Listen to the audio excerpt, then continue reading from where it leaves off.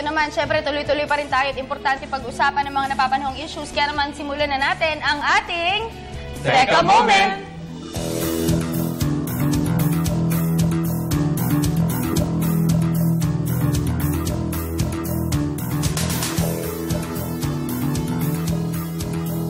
Okay, para sa ating unang Teka Moment, usaping Bangsamoro muna tayo mga boss. Dahil may mga usapan na maaaring mabuwag umano yung independence or yung Pilipinas dahil nga sa Bangsamoro. Pero hindi ito totoo, ito ay ayon sa mga negotiators mula mismo sa pamahalaan at Moro Islamic Liberation Front o MILF. Mananatili ang soberanya ng bansa kahit na maibibigay ang otonomiya ng Bangsamoro. Ito ay ayon kay MILF Chief Negotiator Iqbal, ang chair ng Bangsamoro Transition Commission of BTC, na lalong magkakaroon pa ng pagkakaisa ang mga Pilipino dahil sa Bangsamoro. Kung babalikan yung Bangsamoro Bill o itong House Bill 4994, i-formalize ito ang creation ng bagong political entity dyan sa Mindanao, ang papalit sa Autonomous Region in Muslim Mindanao o ARMM. Wala dapat katakutan ang mga indigenous peoples, ang mga non-Muslims, gayon na rin ang mga kababayan natin sa labas ng Bangsamoro o ngayon ay ARMM dahil hindi naman i-impose ang mga paniniwala sa kanila. Ang Sharia law o Muslim law ay i-apply lamang, syempre, sa mga Muslim lang. Malinaw naman na sinabi ni Presidential Advisor sa Peace Process na si Teresita Deles na hindi nakakalugad na bibigyan ng kalayaan ang mga autonomous regions. Kasi kung babalikan natin yung constitution natin, nakasaad doon na meron dalawang autonomous regions. Ito yung CAR, pati ARMM. Pero it doesn't mean na hindi na sila under sa governance ng national government. So kung babalikan natin ngayon yung status ng panukala, magkakaroon kasi ng 3-week recess ng Kongreso starting September 27. Pero it doesn't mean na hindi magpapatuloy yung hearings. Kasi 5 days a week pa rin gagawin yung hearings ng Bangsamoro. And ang layunin kasi na yung pinaka-goal nila by the end of the year, maipasa na itong Bangsamoro law. So we'll see kung ano yung mga developments na makikita natin dito. Pero according to Senate President Franklin Drilon, medyo baka abutin pa ng first quarter ng next year. Pero alam mo, gustong-gusto ko na rin matapos yan dahil, alam nyo, tataas ang turismo sa Mindanao eh. Ang daming isla ng Pilipinas, napapansin ng ang mga isla sa Visayas, sa Ilocos Norte, mga ano dyan, mga tourist spots. Pero sa Mindanao, ang dami rin. Yes. Oo, not only that, Audrey, tsaka matatanggal dyan yung negative notion na pag sinabing Mindanao ay magulo, ay delikado, at least mapupuntahan ng hindi lamang ng mga Pilipino, kundi mga tourists. Kung naalala mo, may nakapanayam tayo nun, and they're really pushing for yung mga beaches ng Mindanao, na ang dami daw na hindi alam, kasi nga because of the negative notion na iniisip ng mga tao. Kaakibat yan, mga investors maglalagak ng puhunan dyan. Share ko lang ng 2009, punta ako sa Zamboanga, Basilan, yung mga beach nila sobrang white sand. Pero hindi napupuntahan. Yun yung nakakalungkot. Kasi syempre may mga notion nga sila. So of course, we still have to wait yung mga updates niyan para at least maipasa at maiayos yung pinag-uusapan natin na yan. Alright. Okay, bukod dyan, kahapon naman inilunsad ng Supreme Court ang kanilang continuous trial system. Ito yung pinangunahan ni Supreme Court Chief Justice Maria Lourdes Sereno, kung saan 26 judges mula sa 20 regional trial courts ang nakibahagi. Alam nyo, kapag may kaso dito sa Pilipinas, inaabot ng usually 3 to 5 years. Pero kung maipapatupad ito, at hopefully, sabi ni Justice Sereno, na ito na ang maging normal system sa justice system ng bansa, magiging 90 days na lamang. Wow! 3 months. Imagine from 3 to 5 years, ang kaso mo aandar ng 3 buwan na lang dahil continuous yung trial system na napakaganda nito. At pag nagtuloy-tuloy, talagang magiging mabilis yung ating judicial reform. Yes.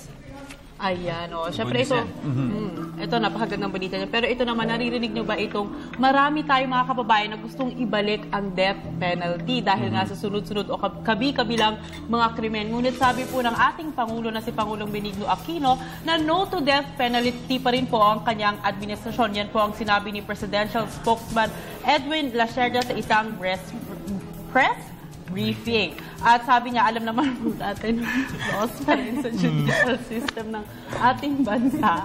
At syempre, kunyari, well, tama naman yan. Kasi marami na rin talaga nga, yung crime rate natin, tumaas na rin talaga. Kaya yung mga tao, yung sentiment nila, ibalik natin yung tulad before kasi talagang para daw bumaba yung crime rate ulit. Pero according nga sa Malacanang, pwede lamang yan kapag perfect na yung justice. System Oo. natin. Kasi wala rin eh. Kasi paano daw kung kunyari, mali daw yung judgment. Innocente Siyempre, pala wala, yun. wala nang Kailan magagawa ba yung death Napatay penalty na yung huli dito sa suspect. Philippines? Clear about that. Yung huli po, inenda po yung death penalty noong 2006. Oo, at 2006. ayun, sabi nga po ng ating Pangulo, meron naman daw po kasi ibang way pa para po masolve yung criminality. Bukod daw po sa death penalty, pwede naman siyempre arestuhin, i-detention, at maraming pang iba. Hindi lang daw po yung death penalty. So ngayon, reklamo ng mga pro-life groups. Oo, marami Yes. yan. Lalo na Catholic community ang Philippines talaga. yes.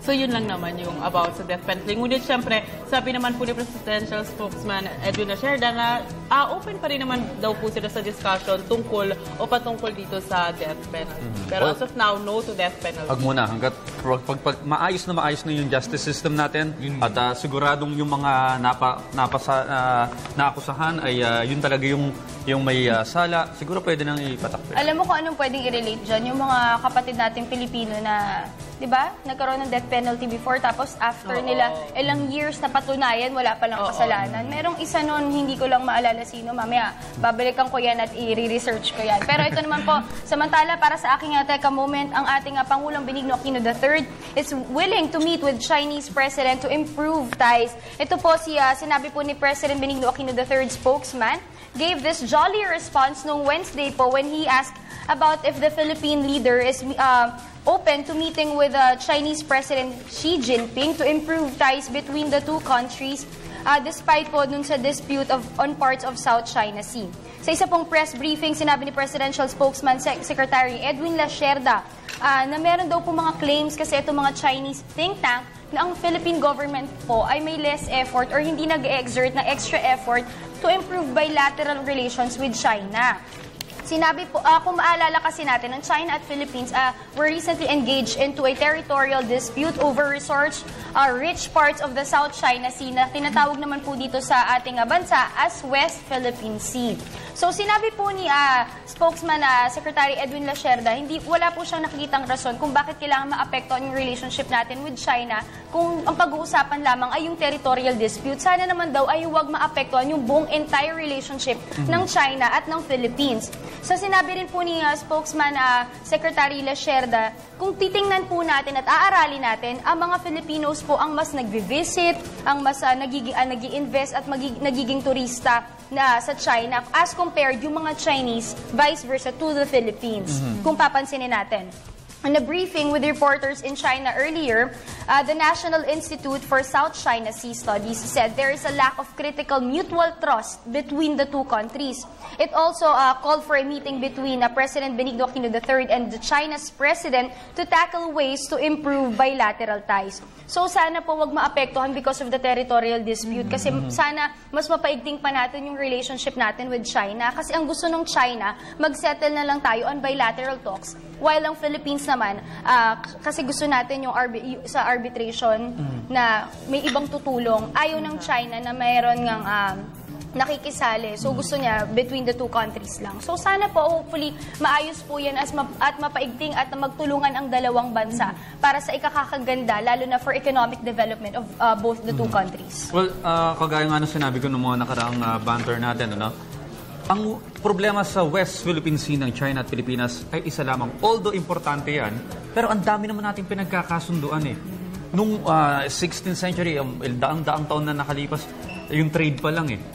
Isa sila sa pinakauna natin nakaka-trade. Hindi, kaya nga sana wag po maapektuhan ng isang problema, isang maliit na problema, ang overall relationship natin with China. So wag natin sanang i-push yun. Sana maayos natin yan at tama si Audrey, i-consider natin yung ibang factors na nagbabind at nag-i-integrate do sa dalawang bansa. Na pagkakasunduan. That's Okay, right. so mula sa ating Teka Moment, siyempre tuloy-tuloy ang mga live discussions natin ngayong Workday Thursday. Unang-una, sisimulan natin yan sa usapin ng mabagong produkto at proyekto ng PCSO. Pag-usapan din natin ang turismo sa Laguna. Siyempre, dahil nga ngayon ay Workday Thursday, ngayon ay Cooking Master Boss. At balita ko may makakasama mamaya si Carla. At ang kanilang lulutuin ay menudo at macaroni salad. Masarap yan. Hindi lang basta-basta makakasama natin ngayon sa Cooking Master Boss. At hindi lang yan, makakasama nyo rin po ako sa One Night Fashion at si Laylin Caragay sa I Love My Culture and Tutok Kalikasan. Kaya mga boss, abangan nyo yan.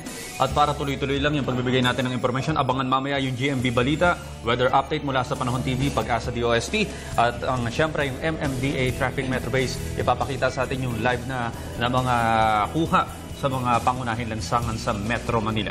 Alright, maaari nyo rin kami panood via live stream www.ptv.ph. Maaari nyo like aming Facebook page, facebook.com/gmorningboss, at i-follow na rin natin Twitter account at gmorningboss, at bisitahin na rin aming YouTube page, PTV Space PH.